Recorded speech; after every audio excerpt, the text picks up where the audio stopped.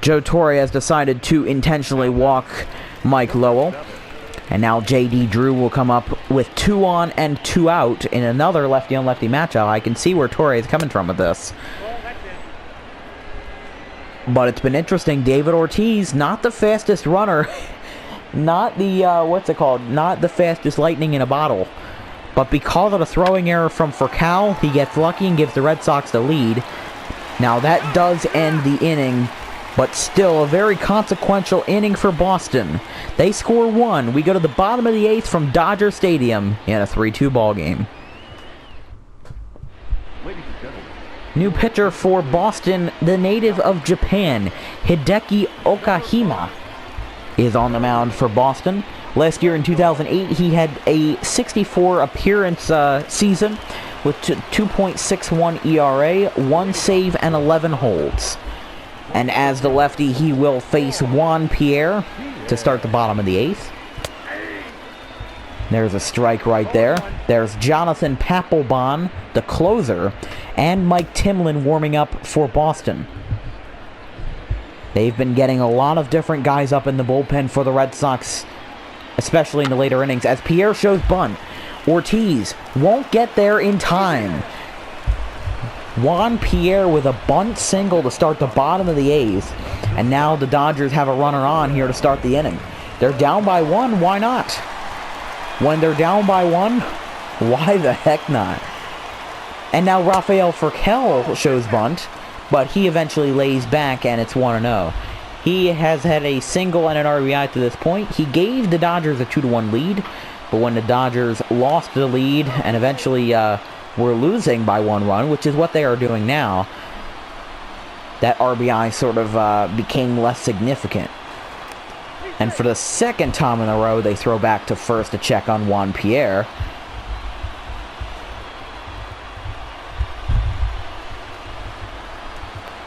And for the third time in a row, they throw back. They cannot trust Juan Pierre, especially Hideki. He just can't trust him. Watch, will they do it a 4th time? They will not, but Furcal shows bunt again. He hits it towards first, but it goes foul.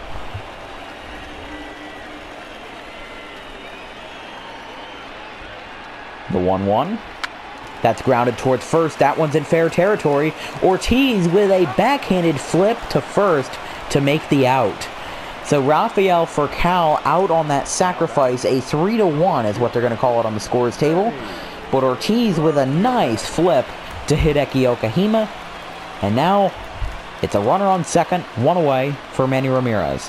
He's got a double and a single to this point, but no RBIs.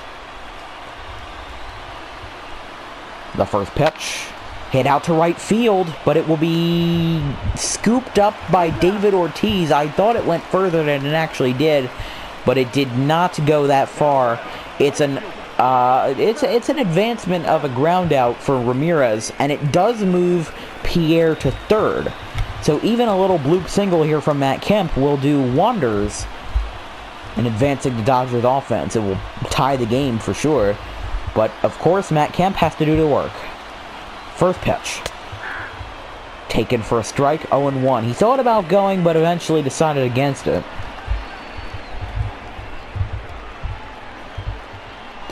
The 0-1. That is a ball just outside, 1-1.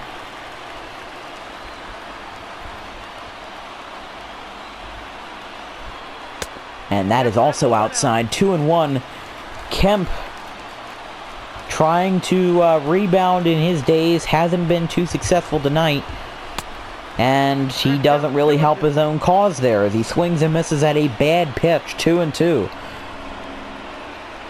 The 2-2 pitch coming. That is outside. The count is now full. If Kemp gets on base, Jeff Kent will be the next batter. The 3-2. Hit high in the left center field. Willie Moe is going to get under it, and he will make the catch.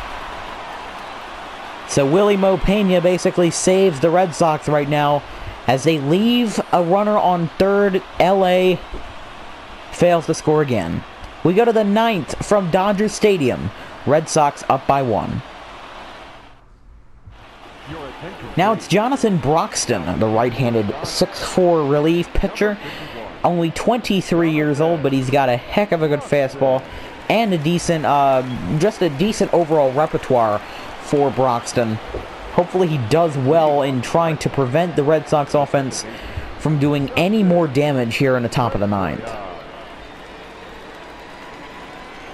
First pitch to Dustin Pedroia is a curveball that's hit out to right center field. Juan Pierre is there, and one pitch, one out here in the top of the ninth.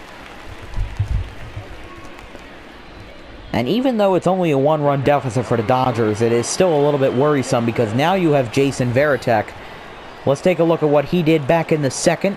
You can see that long home run, 426 feet was the estimated projected distance, with the exit velocity of 111 miles per hour, and also launch angle of about 29 degrees. I mean, it went into the bullpen, just missed the seats, but still a very long home run for Varitek, and he also scored the Red Sox second run of the game thanks to an RBI ground out from Josh Beckett. First pitch misses the strike zone, 1-0.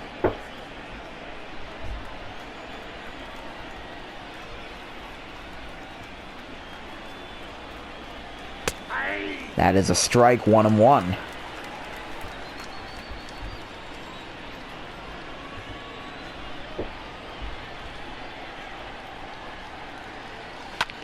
That's a fly ball in the center. He got all over it, but just couldn't get it out of the yard.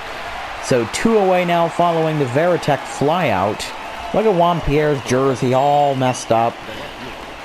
I mean, he's an aggressive base runner, he's an aggressive defender as well, and that's sort of a sign of pride to see Pierre's jersey like that. Now the number 8 batter for Boston is Willie Mopena. He'll have to face Broxton. Could be the last batter that Broxton faces here in the ninth. If he manages his repertoire well and gets Pena to get an out, then that definitely will be his last batter. But first pitch is low and away, 1-0. Have to get through it first, you know?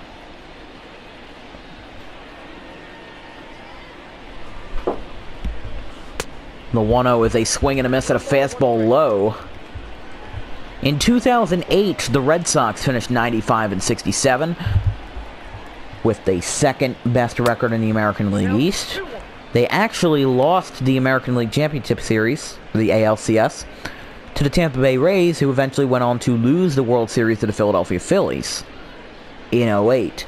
The Dodgers, on the other hand, finished 84-78. Now, despite that record that you would think is like a third-place team, that actually won them the AL West. But they also lost the NLCS that year to the Phillies, who would go on to win the World Series in 5 games over Tampa Bay. It's definitely been interesting for both of these guys in 2008, as that's a fly ball down the right field line. Kemp is there and he will make the catch. It's the bottom of the ninth. It's time for crunch down time at Dodger Stadium. It's the Boston Red Sox 3 and the LA Dodgers 2. So Red Sox manager Terry Francona coming out to the mound. We will see a double switch here. Coming into the ballgame will be Jonathan Papelbon. He's going to try to close it out. He's 26 years old, and he's got a lot of talent for Boston. But here is Jeff Kent. He grounded out in the 6th inning as the Dodgers are down to their final 3 outs. But in 2009, these teams finished with the same record, 95-67. The Red Sox finished second in the AL East and did not make the postseason. Although that is a base hit right there. Excuse me, they did make the postseason, but they lost in a division series sweep to the LA Angels. That is a base hit for Jeff Kent right there. And for the Dodgers, they fared a little bit better in 2009. They won the NL West with a 95-67 record, swept the Cardinals in the NLDS, but lost in 5 games to the Philadelphia Phillies, who would go on to lose the World Series that year. Nice catch by Jonathan Papelbon. Didn't really have to do much. He was staying in his crouch, everything. Didn't even have to move his arm really much, as Nomar Garciaparra just sort of bunted one right up in the air and right back to the pitcher. But Marlon Anderson at the plate, with the Dodgers down 1 and unfortunately in a double play situation. That's good for the Red Sox. You know, if they want to go home early, they just need to roll the double play. And they can go to the clubhouse riding a W.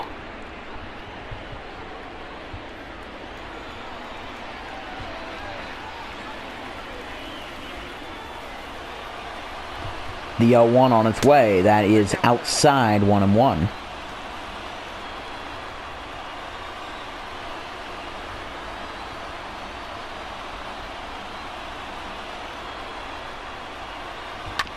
That's back up the middle. They get one. No, they don't get any. Julio Lugo stepped off the bag thanks to an errant throw, and that will be counted as an error against Dustin Pedroia. You can see right here, bloop, and offline throw. So now 2 on, 1 away for Russell Martin. Still a threat of a double play, of course. But now these Dodger fans have a lot more life in them because they know they just need one runner to round third and score, and they'll be tied, you know? That's really all they got to be thinking about right now, as it's now 1-0 to Russell Martin.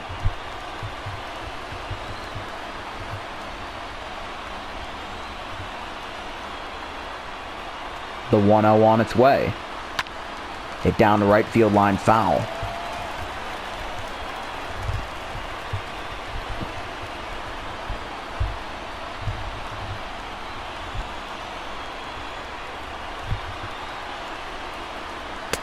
And that's a fastball high. Martin could have definitely swung at it, but he chose not to because that was at 100 miles per hour in the triple digits, and it's 2-1. And that fastball is also of similar speed and height. It's 3-1, and the pitcher spot is on deck, so if Martin walks, the bases will be loaded for whatever pinch hitter comes up for the Dodgers. If there is one at all, well, I would assume that would be the case. Foul ball, as that one was in the zone, so Martin, you know, wanted to swing at it, and it's 3-2. If Martin reaches base, then it'll probably be the bases loaded. That ball is low, ball 4. Martin gets on base once more. The bases are loaded for the Dodgers, as Jonathan Papelbon risks blowing another save here in 2009, as the pinch hitter will be Luis Gonzalez. Now, if you know anything about Luis Gonzalez, you know that he's one of the most famous clutch men in baseball. He won the 2001 World Series for the Diamondbacks thanks to a walk-off bloop single. The first pitch is taken for a strike, 0-1. Juan Pierre would be on deck if Gonzalez were to keep the inning alive. Now, of course, there's only one out, so the only way Pierre wouldn't be in an at-bat is if there was a double play, or if Gonzalez just ended the game himself. 1-1 thanks to a curveball out of the zone.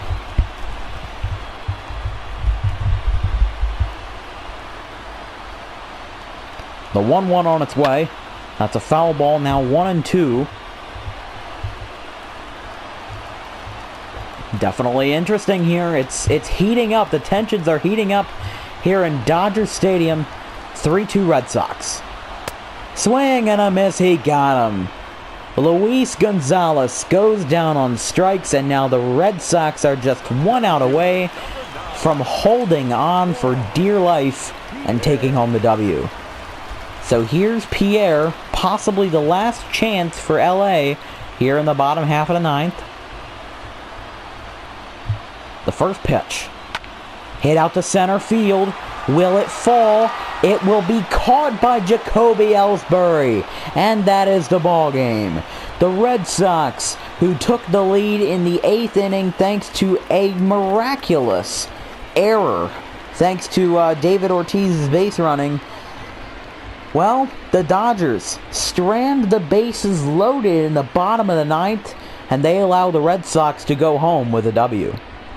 Final score from Dodger Stadium: Red Sox 3, Dodgers 2, with our final line score being 7 hits for both sides and 2 errors for both sides. Red Sox scored 1 run each in the 2nd, 5th, and 8th inning, and the Red Sox runs that they surrendered were all in the bottom of the 3rd, where the Dodgers scored 2. They had the lead for a few innings, but that did not end up being the case. Your winning pitcher is Josh Beckett with 7 innings pitched, just 2 earned runs, 5 strikeouts, and 2 walks. Your loss goes to Mark Hendrickson with 1 inning pitched and 1 earned run, and the save goes to Jonathan Bappelbon with 1 inning pitched, 1 hit, 1 strikeout, no earned runs, and 1 walk. Your player of the game for this first edition of the historic matchup series goes to Jason Varitek, who had a 2-for-4 ball game with a home run and a double, and basically just, was responsible for 2 out of the 3 runs that the Red Sox scored today. Beckett had a great pitching performance, but I think that Varitek's offensive prowess was really what sent these Red Sox into the W column this evening. Other notable players include Mike Lowell, who went 2 for 3, including with a walk. Juan Pierre, who had a double, an RBI, and a run scored, and went 3 for 4. Manny Ramirez, who went 2 for 4 with a double, and Jacoby Ellsbury, who had a leadoff double, but eventually finished the day 1 for 4. That wraps it up for episode 1 of the Major League Baseball Historical Matchup Series. This has been Dan Wilkins, your play-by-play commentator for this video game-related series that I hope that we can get off the ground. We'll see you guys next time. Thank you for watching the 2009 edition of this series, the Boston Red Sox 3, the Los Angeles Dodgers.